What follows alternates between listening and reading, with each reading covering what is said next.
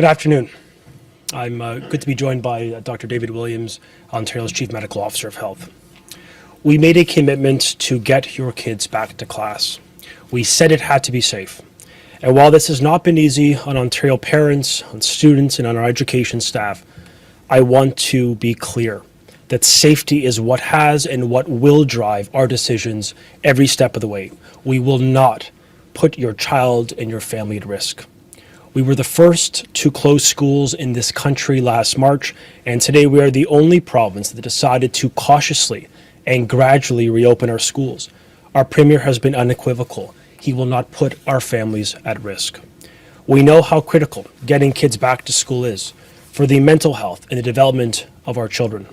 But perhaps most importantly, while kids stayed home to learn remotely, and with the introduction of tough measures and the stay-at-home orders, for all Ontarians, we have seen a consistent decline in community transmission.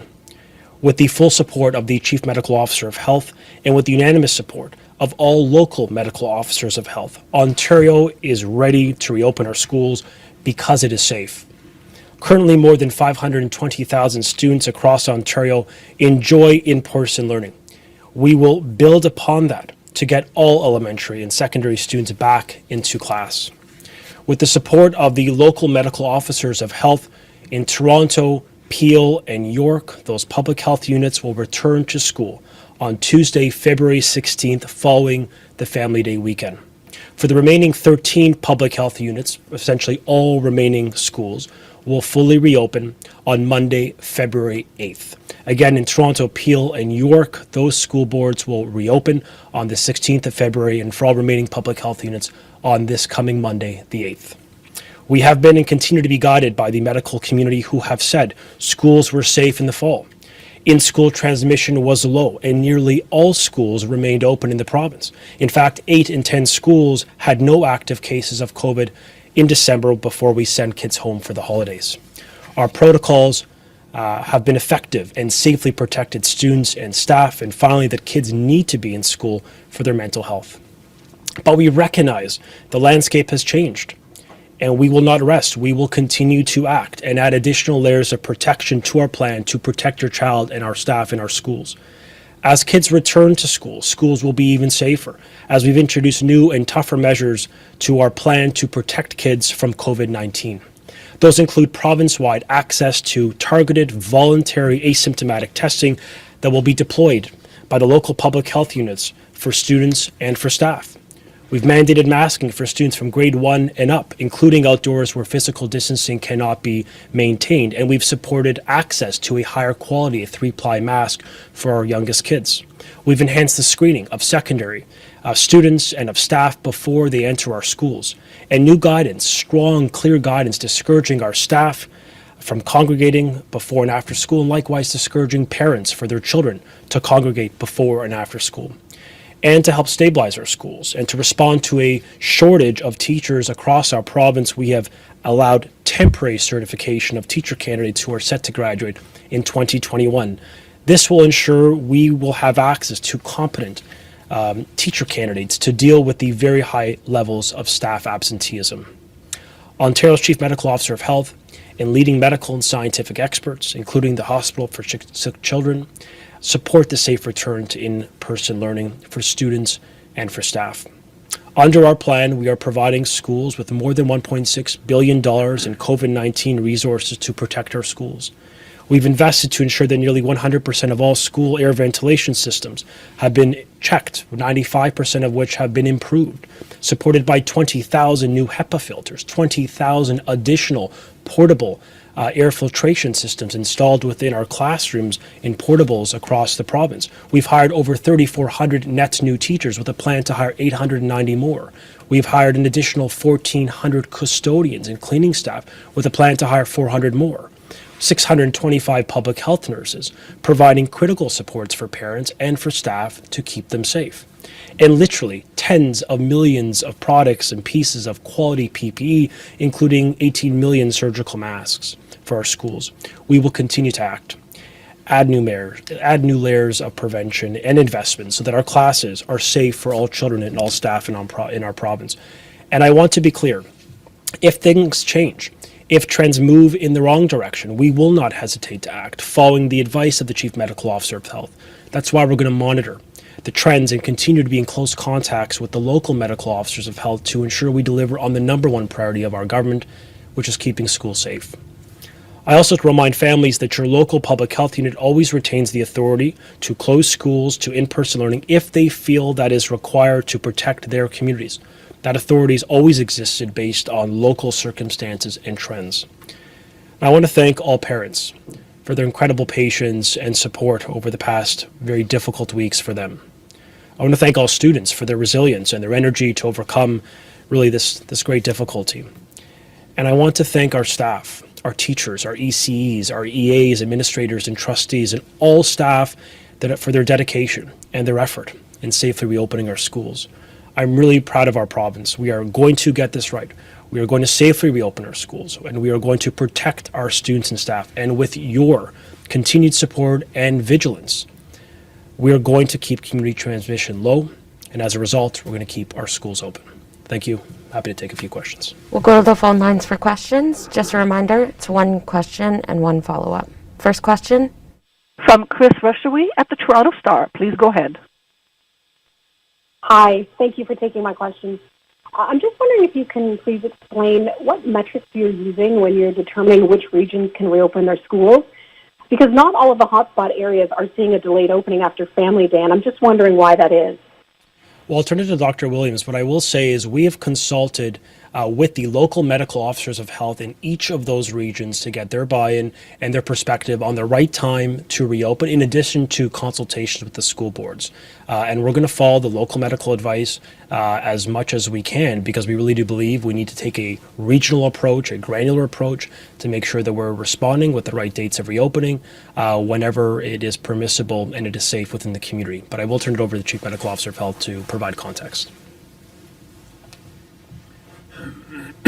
So if I understand your question correctly, since all of them are open, and we were prepared to open all on the 8th, but part of that is consulting with the local medical officers of health, and then they discuss things with the boards of education in each of their jurisdictions. And of course, the ones you're referring to that are moved to the 16th are the three largest ones in the province. And they want to make sure that, as we have from the get-go in the fall, there's a dynamic partnership between the local health unit and the local boards, including the schools and administration, so to make sure that all those things are in place for a smooth opening, and that there's different things besides the cases, but there's also things around related to the administration, classroom structures, and that, to make sure it's all in place well in order for a opening that we want to open and stay open. So all that is part of the overall teamwork that we've established well, a pattern in the fall, and we want to continue now through the winter and into the spring. Because as the minister, and we've said before, when we open the schools, we want them to stay open, because it's very important to have all our children back in school and to keep it safe as it has been, and to continue to do that on the way forward. Follow-up? Thank you. Just given that there are new variants of COVID out there, why are we not seeing more of an emphasis on physical distancing, and in particular smaller classes? Is that not important given how contagious these new variants are? In our province, we have capped high schools for 75% of schools in this province at 15. I don't know of any province who has taken that action. We've hired 3,400 additional teachers with a plan to hire another 890. It's funded to hire 890. And now, because of a limitation, a shortage of teachers within the province of Ontario, we have now extended eligibility for second-year candidates, teacher candidates that are in their completing their studies to become teachers, to work within our schools, because we have disproportionately high rates of absenteeism. We have some boards reporting 40% rates of absenteeism. The consequence of 15, a classroom of 15 is roughly 35,000 teachers. We're having difficulty hiring 3,000 to 4,000. We have taken action to reduce classroom sizes in all the regions of the province, most especially in those that have increased rates of community transmission, well below the average, in addition to increasing more mental health workers, more ECs, more EAs, more custodians, all of which has been able to be achieved because we put in place $1.6 billion of investment, and we followed the medical advice every step of the way. What the medical community has advised me is it's not one action to the exclusion of others. It has to be a suite of comprehensive actions: improving air ventilation, providing PPE, mandating masking, the cohorting of students, the staggered starts of class and bus times. All of this, when you aggregate it, when you put it together, it's a plan that has allowed us to the present, facing incredibly difficult challenges in the fall and high rates of community transmission, certainly in November, December, when you compare it to September. And yet we were able to get our schools open. They stayed open. 8 and 10 schools, when we closed the schools ahead of the holidays before the break, didn't have an active case at all. That is a proof point that the plan that has been informed by the Chief Medical Officer of Health and been informed by the best pediatric experts in Canada has kept kids safe. And our intention with the new layers of prevention, with the new investments, the additional $381 million, of which $65 million can be used in part for staffing, to hire more teachers, more staff, to keep these kids safe. And we'll continue to do that. We'll continue to be informed by the science, and we'll continue to act. Next question. From Travis Danraj at Global News. Please go ahead. Hi there, Minister. Hi, Dr. Williams. I think some in York, Teal, and Toronto are probably wondering what is going to substantially change over a handful of days of actual in-class learning when you factor in a long weekend and a PA day. But, Minister, if school is opening, the additional safety measures that you recently announced are not all going to be implemented in time. Also, the case numbers are not lower than they were when you closed schools. So what has changed since you closed schools for the ministry and the health table to now decide they are safe to open? Well, I'll turn it to Dr. Williams to outline some of the data points and the trends, positive trends we're seeing both in the community rates and in some of the age brackets. But when it comes to new measures and the protocols being ready, I just want to be clear to parents. When we reopened schools in Northern Ontario, when we reopened schools for special education children of the past weeks, when we reopened them in Ottawa and London a few days ago, we were ready. With capacity for the PCR test, 25,000 has now been added, additional capacity to augment the existing system of testing within our province. Every one of those public health units, every one of those schools had the ability to have that testing deployed. I just want to be absolutely clear. And as public health units come online, open up on Monday, the 8th, and as additional public health units open on the 16th, be absolutely assured that PCR testing capacity, layered in with the antigen testing capacity for asymptomatic students, reaching 50,000 tests per week. It could reach up to 50,000 tests, as deployed by the public health unit, is ready. We are ready to reopen our schools based on that capacity. In addition, we have now changed the protocol for screening, for stricter screening for high school kids. We see still a high rate of positivity relative to the younger kids. We've now introduced that screening for staff and for students. We have mandated masking outdoors, where we've consistently heard from education staff themselves it's hard to keep the kids apart on the playground. So we've now said, look, to be cautious, especially in this rate of at a time of higher rates of transmission, we're going to introduce the mandate of masking outside. More funding for hiring of teachers, more hiring of cleaning staff, and an additional investment for air ventilation to further improve the air quality within our schools, particularly in some of those older schools in the province, triaging those as the area of priority. In the highest risk communities, as identified by some of our public health units, including in Toronto, we have the public health unit and the school boards have worked to have low classroom sizes. We're talking about classrooms anywhere between 10 and 15 kids. We are taking action in every single area to ready ourselves and to build confidence in the parents and the teachers and our staff that we can, as we have demonstrated to parents of this province, we can get your child back. We can do it safely, but it will require partnership. It will require the community transmission numbers to still remain low. We've got to keep our guard up. We cannot lose vigilance about what's at stake here, about our actions as a society and as individuals. So we've got to continue to play our part, in the context of following the rules, the stay-at-home order, etc., so that we can get our kids into schools on the 8th and the 16th and keep them there till June. But I will turn it over to Dr. Williams to answer the earlier question. So on the numbers, and you're asking about that, and it's a very important point, is that when we started down this road, we put in place the rules around the modified level 2. We did put the closure on Boxing Day and then a stay at home. And excuse me, if you look at the numbers and you see where we are now with 1,172 cases today, when we're in the 1100s, this was early in December, and to see Peel under 200 today and Toronto under 500, we haven't seen that since earlier in December. So we are back before that time. That's still not good enough. We got to watch very carefully with our testing, and as Minister Lecce has said, the additional of rapid testing and more provision for public health, along with the targeted testing that can be provided, as we've already done up in Sudbury. That's going on right now. We want to detect these ones as soon as we can and try and catch them before the end of the school, because that's what we did in the fall. And as you know, we didn't have evidence of a lot of in-school transmission when there was a suspicion of it, with an outbreak declared, and more than one case in the school or cohorts. Public health moved in either to close the cohort or to close the school until the investigation was done. But we didn't see a lot of evidence of widespread transmission in the schools. We want that to be the case now. And furthermore, now we have the addition of the rapid PCR testing for any positive cases that'll be vetted through to look to see if it's one of the variants. That's another question in the mind of the public. Is it something we're going to see? We want to make sure we're not going to assume it's not there.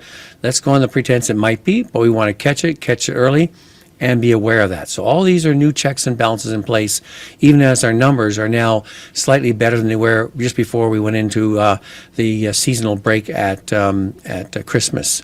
So we want to be on top of it, and we're going to keep on top to make sure the safety is guaranteed, for the parents to be informed, for the staff and teachers to be informed. Our schools were safe, our schools are safe, and we want them kept safe. Follow-up?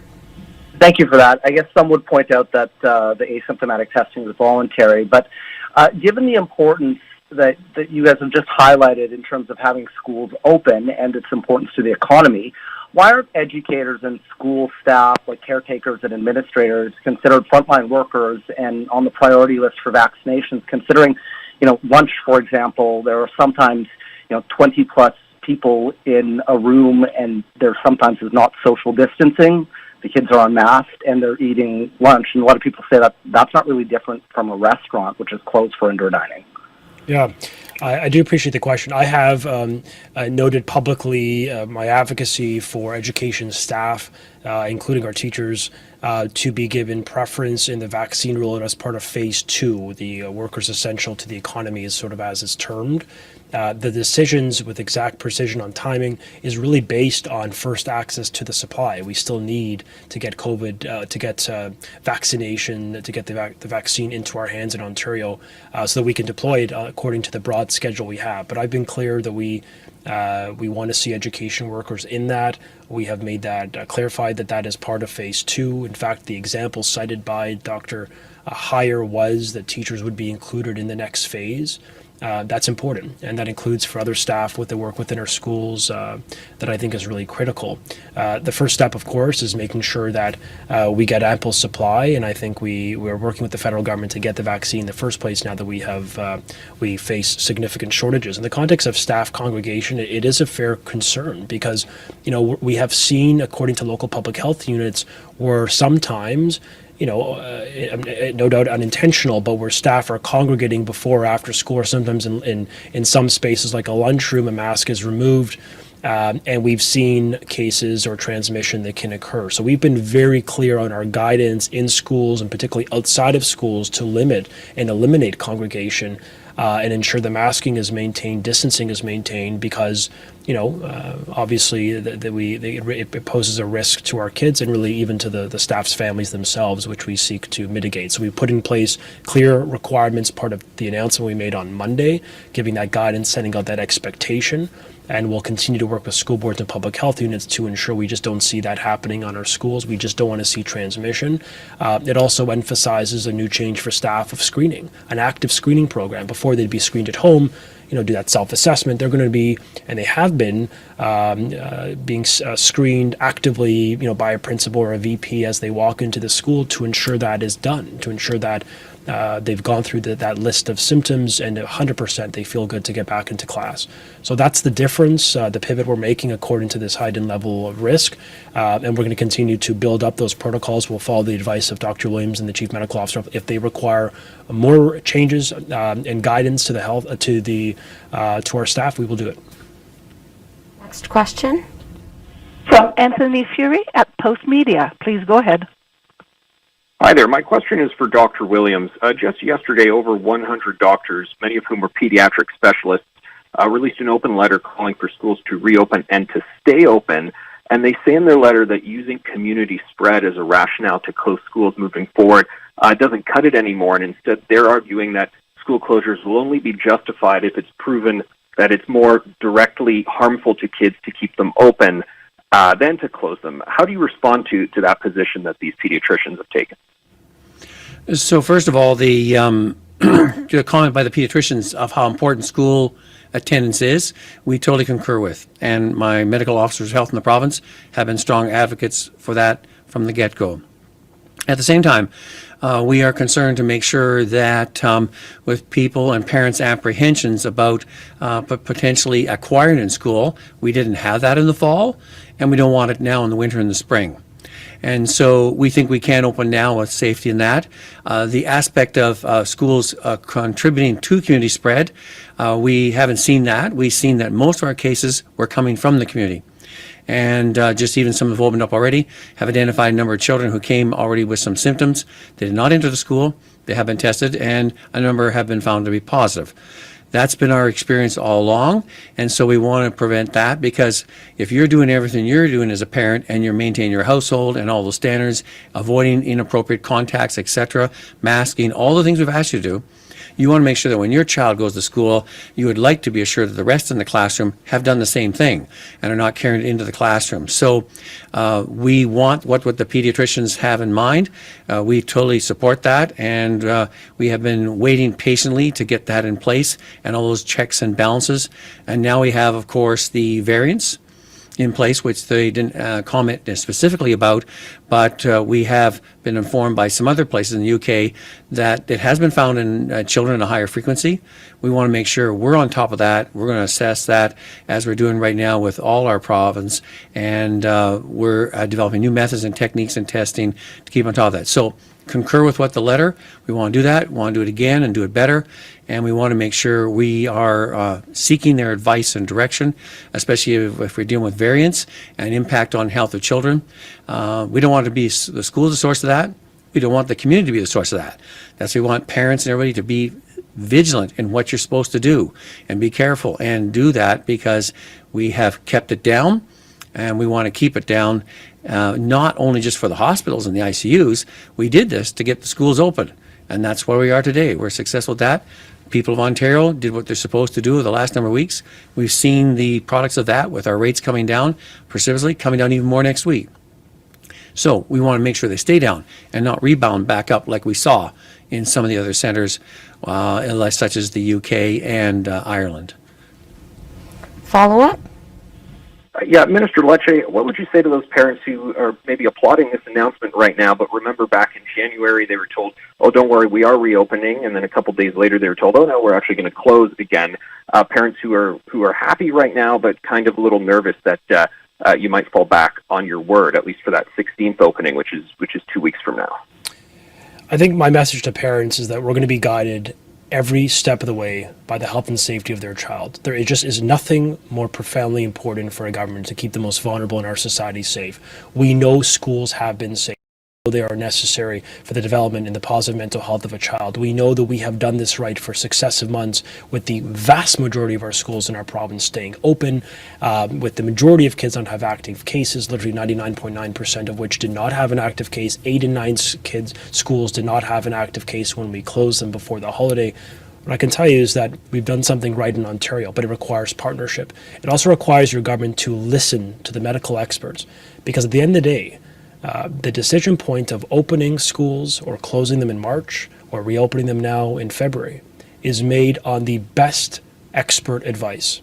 And the decision to reopen today endorsed by the Chief Medical Officer of Health, endorsed by the unanimous voices of all local medical officers of health, including the Council of Medical Officers of Health, and a variety of pediatric institutions, including Sick Kids and CHIO, who've called for the reopening of schools, who've suggested it is just so important we do it. So I'm going to continue to follow that advice. I assured parents we would do this. We would get our kids back, but it has to be safe. And we're at a point now in the community where we're able to do it with a level of confidence, both in capacity and in the broader public health indicators that exist. And I just want parents to know I'm grateful for their partnership, for their patience, and for the collective sacrifice they have made, wearing many hats. I know this has not been easy on them, and for their own mental health. And just if we continue to stick together and follow the public health advice, I know that their children will remain in class for many, many months and graduate this year, which is something we all want in this province. Next question. This will be the last question. From Caroline Alfonso at the Globe and Mail. Please go ahead. Hi, thank you for taking my question. Minister Lecce, in your opening remarks, you said if things change, you won't hesitate to act. What does that mean? What is the threshold there to keep schools open, or conversely, to close them again? I'll turn it over to Dr. Williams on the data side, but what I will just say is a broad point. We are reopening schools because we have, as a society, sacrificed, followed the advice, and got the community transmission levels down with a downward trend that continues to be positive. So what I'm indicating is that because of our collective sacrifice, we've gotten to this place that we're able to reopen, in part because of that broader community reality, and in part because we've really elevated and enhanced the measures in place, the investments, and the expectations for students and staff as they enter our schools. Together, that gives us confidence we can do this again as we did in the fall to keep schools safe and to keep COVID out of our schools to the extent humanly possible. What that also, I think that principle applies to is that, look, our aim is to make sure schools remain safe. We have followed the expert medical advice of the Chief Medical Officer of Health and the local medical officers of health. If they give us an indication that there is a risk to schools, to communities, or to your child and to our staff, what I mean is I will not hesitate to act. Because for us, this is a very clear message we're sending to the population. We're reopening because it is safe, but we'll take action if we do not believe your kids can be in school safely. But quite obviously, our preference and the whole reason why we've sacrificed for the last month as a province, the whole reason why we've been able to make incredible gains in reducing that transmission level and really keeping families safe, is to get our kids back and to keep them in schools. That's what we want here. And that's what we're endeavoring to do with more investment, with a stricter protocol, with a tougher screening regime, and obviously access to testing province-wide. Asymptomatic, it is voluntary, it always has been, and that'll continue with greater investments over time. So that's sort of the message I want to share to parents, that we will follow the medical advice every step of the way, both with respect to the metric. I'll turn to Dr. Williams. So once we have opened, the process, as we've seen already, when we have the community transmission down, and we did so after the festive season break, and we wanted that week, the first week of January, to see did everybody adhere, and the answer was it wasn't well adhered to, and we had high rates. And so our only choice was to let the lower ones in the north open. And our approach now going forward with the case numbers down and doing with the strict screening and monitoring and testing is medical officers of health and their teams will do the case contact management containment type process. That means if you feel there is potential transmission within a cohort, you send the cohort home. And you wait till the testing's done or the incubation period is over. Then you bring them back again.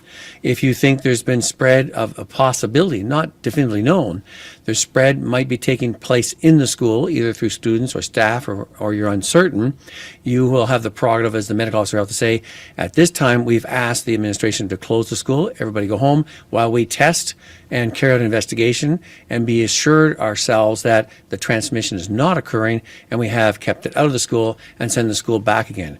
So school closures, cohort closures will be done on a case-by-case basis, depending on the assessment of the local medical officer of health and their investigative team working in affiliation with the board, as well as the administration of the school. So that will be the ongoing process as we did in the fall. We're going to do it again now in the winter and into the spring. So that's how the schools will be all closed and opened based on the investigation, not on a number of metrics. If there is a concern by the medical officer of health and their team that there seems to be a possibility of ongoing transmission in the school, they want to rule that in or out as quickly as possible, and you may have to close until the testing investigation is completed. Follow-up? This will be the final question. To avoid a repeat of school closures, many have said that there needs to be more stringent measures in place, such as physical distancing, particularly in elementary schools, where kids may not wear their mask well, for example.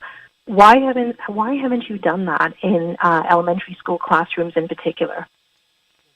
Announced some days ago that we're extending the masking requirement down to grade 1. Public health units and local school boards already have the capacity to drop it to kindergarten, which many of them in the high-risk regions have done on the consultation of their medical officer of health. We have in elementary schools, likewise in high school, classrooms that are well below the provincial average. We've hired 3,400 net new teachers, and let's be clear, we are on track to hire another 890. And to supplement the hiring of more staff within our school, we're now offering school boards the ability, if they can't find an occasional teacher within their existing roster, they can now pull or recruit a second-year candidate from the Ontario College of Teachers. They're finishing their degree to get into our schools to keep them open because we have a high rate of absenteeism. We have reports of 40% challenge of finding educators and staff to work in schools, a 40% absentee rate, which just, I think, underscores the challenge of access to teachers. But we have increased the distancing. We have maximized distancing as a consequence of that hire. We have $1.6 billion in investment. We've improved air ventilation systematically in all regions of the province. We have taken action to cohort children. We have obviously enhanced the screening of children, particularly in the secondary and for staff. And we've provided clear guidance to students and staff as well, in addition to layering in the antigen testing, asymptomatic antigen testing, which is rapid, as well as the PCR tests, both of which are not invasive for children. They're voluntary, and they allow parents to get, especially on the antigen side, an immediate result within about literally an hour or two. These are all new investments or new measures imposed to keep kids safe. We have followed the medical advice. We will continue to do that because the obligation of our government is to keep schools safe. And, I want to be very clear. In the fall, that plan that you cite, it was that plan in consultation with our frontline staff, public health units, the chief medical officer of health, that allowed us to successfully keep schools open. As sick kids said themselves, at a time of lower community transmission, that we did it right. The plan helped ensure schools remain safe. So it was that plan, that government, this chief medical officer of health, who introduced those concepts, who introduced those measures. And today, based on a changing risk factor, we've now enhanced them, not just in $381 million of more funding, but we've actually given school boards the ability with stricter requirements before a child enters a school, stricter requirements while they remain in school, on the playgrounds. And now we're asking families and staff when they leave school, when it comes to congregation. In every step of the facet of life, we're taking action, we're following the medical advice, and we will continue to do that every step of the way to make sure the children in this province remain safe. Thanks, everyone.